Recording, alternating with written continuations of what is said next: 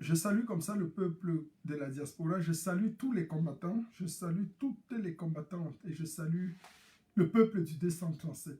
Donc, je vous prie comme ça de vous connecter massivement afin que nous abordions ce sur quoi nous allons nous entretenir aujourd'hui.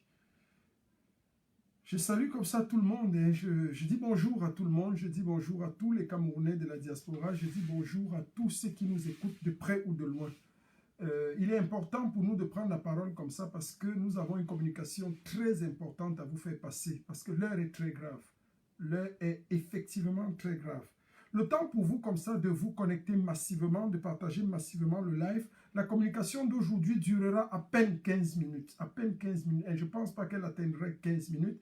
Donc, soyez rapides et réactifs dans la connexion parce que nous allons dégager les hostilités aussi rapidement que cela se peut. Parce que nous sommes en proie à beaucoup de tergiversations, nous sommes en proie à beaucoup de spéculations et c'est le moment pour nous de prendre des décisions fortes. C'est le moment pour nous de dire ce que nous sommes réellement, c'est le moment pour nous de prendre position. Il y a un certain nombre de choses qui se déroulent, qui se passent depuis toujours. Il y a un certain nombre de choses qui, ma foi, nous entravent et nous perturbent depuis un bon nombre de temps, mais aux grands hommes, les grandes décisions. Et c'est important pour nous comme ça de nous asseoir, de nous rétracter, de nous remettre en question pour savoir exactement qui sommes-nous, que pesons-nous, que voulons-nous, où allons-nous. Et c'est ce genre de questions existentielles ou existentialistes qui nous amènent dans la plupart des cas et dans la majeure partie des cas à recentrer techniquement, théoriquement et de manière ponctuelle et radicale le débat de la révolution camerounaise. Je prendrai la parole aujourd'hui parce qu'il y a beaucoup de choses qui se passent. Beaucoup de choses. Mon ton est très grave. Mon ton est amer et mon ton est très, très désolant. Je suis en colère. En colère parce que la lutte est en train de prendre un tournant un peu difficile. Je suis en colère parce que nous ne comprenons pas toujours ce qu'il faille faire ou ce que nous devons faire. Je suis en colère et nous sommes en colère ensemble parce qu'il y a beaucoup de choses qui doivent être faites de manière très simple et de manière sérieuse. Vous savez, nous avons remarqué beaucoup de choses. Ceci a commencé de manière radicale et de manière claire lors du vol des élections d'octobre 2018. Nous avons constaté que les élections en octobre 2018 ont été volées par le clan tyrannique et satrapique Biya. Nous avons vu les crimes perpétués par l'armée du régime tyrannique et satrapique au niveau Onozo. Nous avons vu des arrestations des leaders anglophones, fort également, des arrestations également des leaders du MRC, dont nous pouvons citer entre autres l'un des célèbres leaders de cette lutte qui aujourd'hui croupit toujours dans les geôles de la milice tyrannique et satrapique de Biya et son clan, bien qu'il est décédé bien sûr, son clan, Mamadou Mota. Nous voyons et nous continuons de voir des arrestations et des détentions pendant 9 mois de prison, dont l'un des plus incontestés et incontestables leaders de la lutte n'est autre que Mamadou Mota. Nous avons vu comment Maurice Kamto, autant pour moi, nous avons vu Maurice Kamto faire 9 mois de prison pour rien, par le fait d'un régime tyrannique et satrapique. Suite aux élections truquées et volées du 7 octobre 2018. Ça, c'est le départ et le début de toute chose. Nous voulons dire aujourd'hui que du fait même de l'interdiction de tous les Camerounais à pouvoir et à devoir manifester ou marcher pacifiquement au Cameroun, du fait également de l'emprisonnement du régime satrapique Biya au faciès, dont on cible certaines personnes d'une certaine ethnie, d'un certain clan tribal régional pour les mettre en prison et les déférer dans les prisons de Konengi, ce que nous appelons des arrestations au faciès. Suite également des arrestations ciblées des hauts cadres et des dirigeants du mouvement pour la renaissance du Cameroun, c'est-à-dire le MRC, du fait également de la mise en résidence surveillée du leader incontesté et incontestable, du leader incontourné et incontournable, du leader indiscuté et indiscutable de la lutte de libération du Cameroun. J'ai nommé ici son Excellence Maurice Kamto. Fort de tout cela, fort de ce constat, nous avons décidé, donc par ma voix, le collectif les Camerounais de la diaspora, la révolution camerounaise en général, annonce un certain nombre d'actions. Je le dis encore, la révolution camerounaise annonce un certain nombre d'actions, un ensemble d'actions qui ne seront pas ici dévoilées, mais qui auront pour but, bien sûr, de fragiliser, je le dis encore, fragiliser le régime de Yaoundé et le gouvernement camerounais, uniquement dans le but de relancer la lutte de libération. Il faut comprendre une chose, c'est que son Excellence Maurice Kamto est en prison. Donc ce qu'on appelle résidence surveillée, c'est une forme de prison. C'est une forme nette et claire de prison. J'ai eu des informations ce matin selon lesquelles personne ne peut ni entrer ni sortir. Il ne reçoit ni nourriture ni frais. Personne, il n'a pas de nourriture. Le jour où les provisions s'achèvent, il n'aura plus rien. Et nous connaissons comment fonctionne ce système. C'est un système qui fonctionne de manière humiliante. Le but est d'humilier le leader de la lutte. Le but est de l'amener à avoir faim pour qu'il quémande et demande à manger. Nous ne pouvons pas laisser faire une telle barbarie. Nous ne pouvons pas laisser faire une telle ineptie. Nous ne pouvons pas tolérer une telle ignominie. Ça ne va pas passer. Fort de ce constat, alors que nous continuons de nous pavaner dans les capitales européennes et occidentales, à demander je ne sais quoi, aux bourreaux, à ceux-là même qui cautionnent et qui conditionnent, qui sont là même les maîtres penseurs de la tyrannie, il est temps pour nous de rentrer et de retourner à nos origines, mener des actions dans le but de paralyser ce système. C'est pour ça que le mot d'ordre aujourd'hui sera lancé est clair et simple. Il s'agit pour la révolution camerounaise, il s'agit pour nous autres révolutionnaires camerounais de lancer ce que nous allons appeler ici la croisade contre le gouvernement camerounais et ses alliés. Le mot en fait c'est quoi? Je vais utiliser un mot qui n'est pas très approprié. Le mot que je vais utiliser ici n'est pas le mot juste. Il n'est pas politiquement correct. Mais je vais l'utiliser pour que vous compreniez dans le sens où est-ce que je vais amener, où est-ce que nous voulons amener la lutte désormais. Il s'agit d'un nouvel ordre. Un nouvel ordre est lancé. Nous allons l'appeler en fait, le mot qui n'est pas politiquement correct, c'est le djihad contre le RDPC et ses alliés.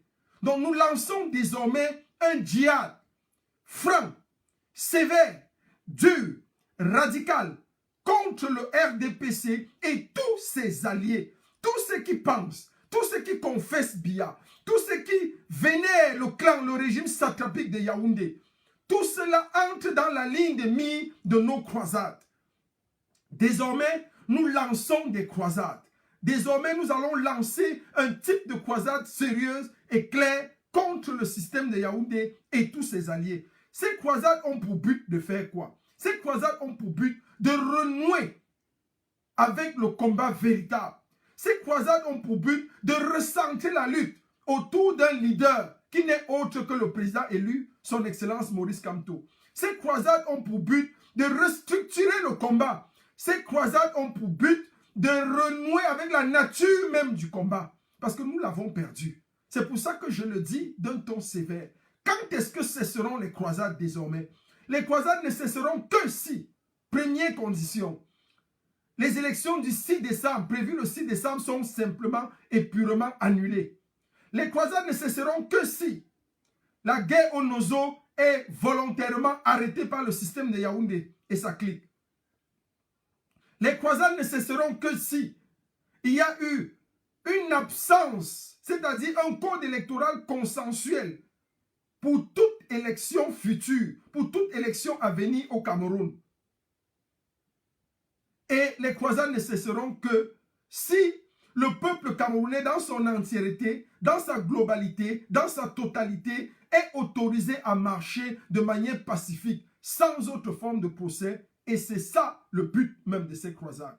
Donc nous avons compris que nous ne pouvons pas continuer de rester comme ça. Nous avons compris que nous ne pouvons pas tolérer de manière latente. Parce qu'en ne rien faisant, nous sommes en train d'épouser, nous sommes en train de cautionner de manière latente les frasques de ce système, les abominations de ce système, les abominations du régime satrapique et tyrannique de Biya et ses alliés. C'est-à-dire ceux qui gouvernent encore le Cameroun avec le nom bien sûr de Biya. Donc nous devons mettre fin à ça. Et la seule manière de mettre fin à ça, je le dis encore, nous allons continuer les marches, nous allons continuer la mobilisation. Mais les marches ont pour but de garder les gens en éveil.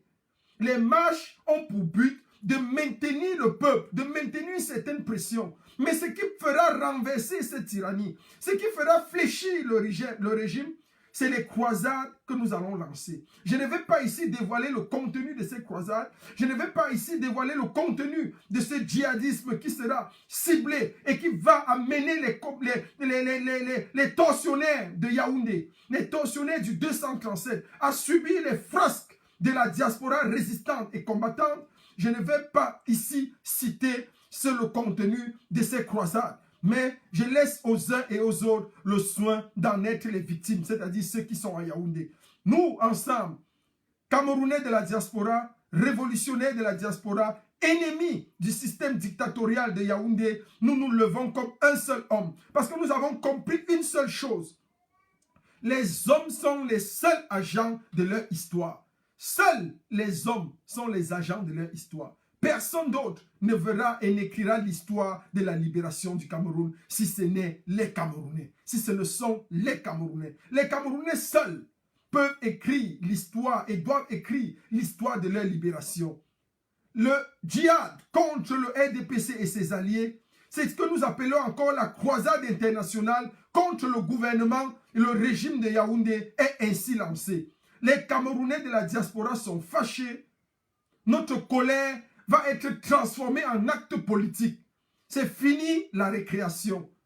Et le but de la diaspora, ayant été d'éduquer et de sensibiliser les masses, nous entrons dans la contestation politique, ce qui passera par une prise de conscience. Donc, c'est dans ce sens que la diaspora s'inscrit dans un rôle d'avant-garde politique.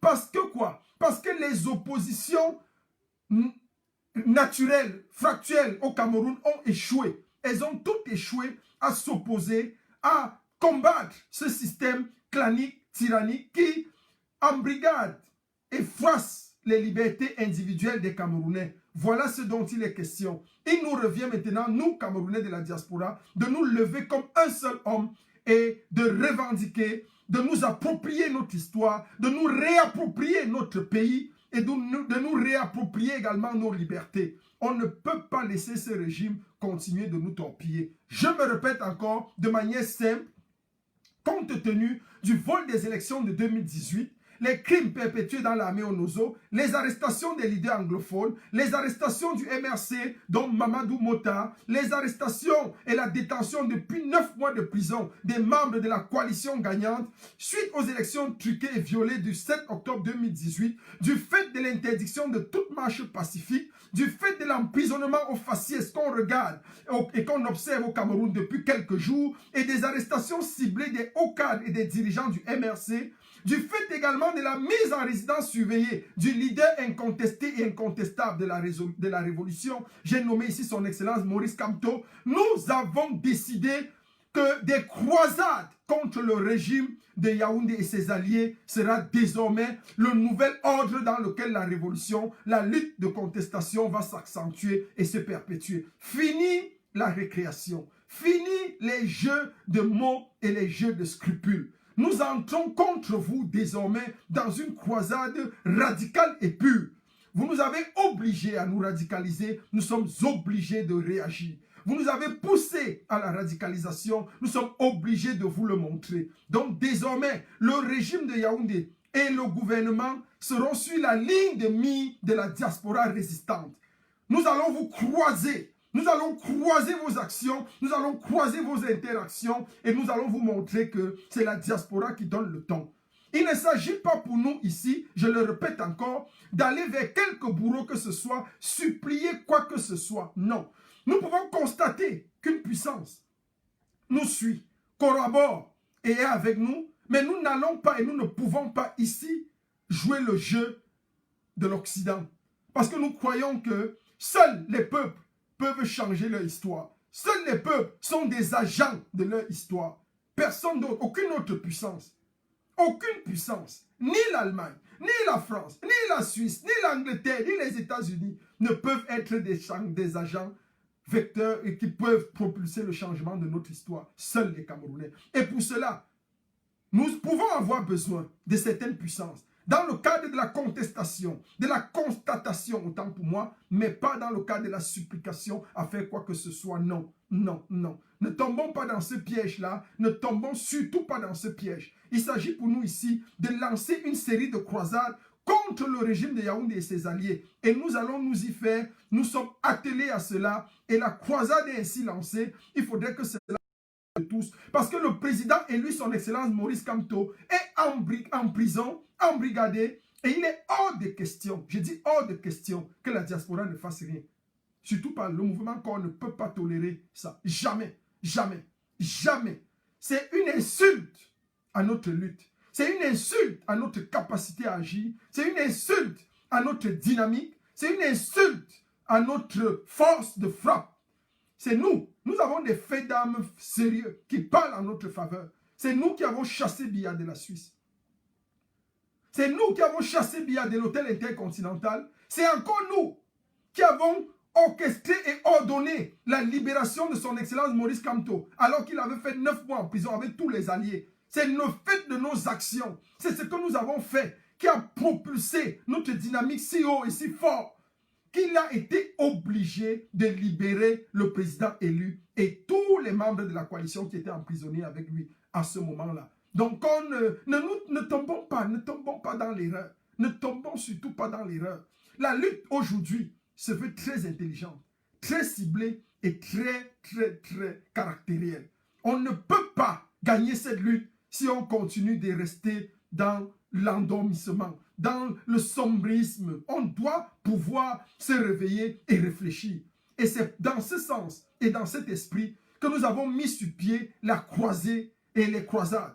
Les croisades seront dures, difficiles, mais elles seront puissantes. Et nous croyons que l'effet des croisades sera tactique et technique. Ça aura des effets immédiats. Et le régime va plier, pour ne pas dire tomber. Que Dieu bénisse la révolution camerounaise. Que Dieu bénisse tous les leaders qui, avec nous, ont pensé et se sont mis dans cette dynamique de croisade. J'invite tous les autres leaders, qui qu'ils soient, à suivre ce schéma, parce que c'est le seul schéma aujourd'hui qui peut libérer notre pays, qui peut libérer le président élu, son excellence Maurice Kamto. Nous avons vu des mouvements échouer, quand bien même à la communication, à la structuration de ce qui se passe et de ce que nous faisons, de ce qui doit être fait, alors que le leader de la lutte est embrigadé. Nous ne pouvons pas continuer de spéculer et de jouer avec les Camerounais. C'est facile de dire que le combat repose au Cameroun. C'est facile de demander aux gens du 237 de sortir. Alors que nous ici, nous ne sommes pas capables de prendre le moindre risque pour eux. C'est le moment d'engager la croisée des chemins. C'est le moment de lancer les croisades. Nous allons dire par le fait de ces croisades aux ressortissants, aux Camerounais du 237, que nous sommes d'avis avec eux, que nous les comprenons et que nous partageons leur douleur. Que tous ceux qui sont arrêtés et emprisonnés au 237, nous sommes capables d'en faire de même et de nous liguer avec eux pour qu'ensemble tombe définitivement le clan satrapique et tyrannique qui, aujourd'hui, par le pied de Ngongor, a pris littéralement le Cameroun en otage. Vive la révolution camerounaise, vive le nouvel ordre révolutionnaire qui est celui de la croisade. Vive le général El Chenou, vive le peuple camerounais tout entier, vive tous les leaders de la diaspora, vive son excellence, le président Maurice Kamto, le président de la République du Cameroun libre. Merci encore. C'était le message d'aujourd'hui. Et soyez sereins, nous sommes avec vous, nous sommes ensemble jusqu'à ce que le Cameroun se libère. Vive tous ceux qui, de près ou de loin, ont été avec nous, nous ont aidés à penser et à concevoir cette dynamique structurelle. Vive le Cameroun tout entier, vive le 237. Merci.